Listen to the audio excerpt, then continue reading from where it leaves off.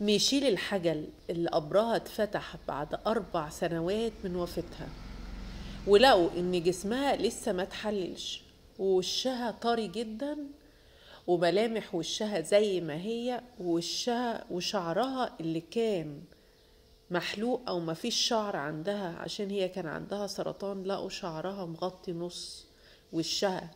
ده الكلام اللي اتقال على لسان اختها بولا الحجل. وقالت بولا الحجل عبر صحيفة ان اختها ميشيل جات لها في المنام اكتر من مرة، وعشان كده هي قررت ان هي تفتح قبرها.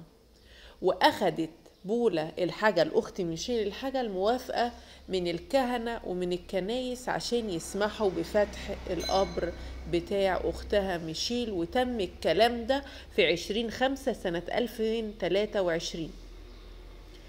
وبعد طبعا ما تحقق الكهنة من الوثائق، طالبوا بتشكيل لجنة طبية عشان تكشف على الجثمان.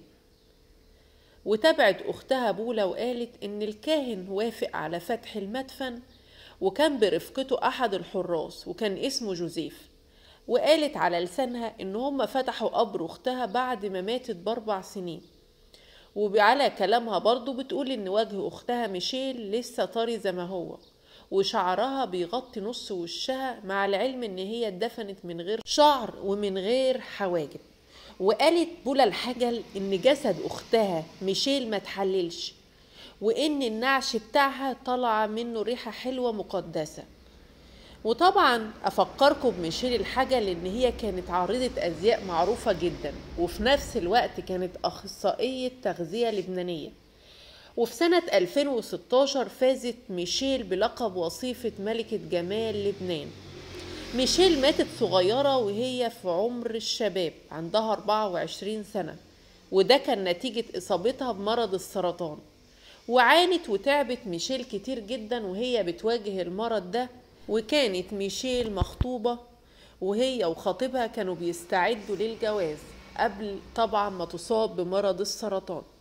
لكن لما هاجمها المرض خلاص بدأت في رحلة العلاج المؤلمة جدا جدا.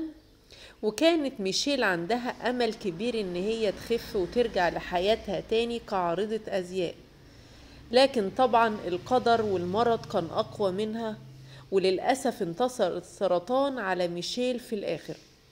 وقالت أختها بولا الحجل إن هي سعيدة جدا إن هي لقت جثمان أختها بالشكل ده، وده أكبر دليل من كلامها إن هي ربنا بيحبها، وإن جسمها لسه ما تحللش، وزي ما هي كأنها على قيد الحياة.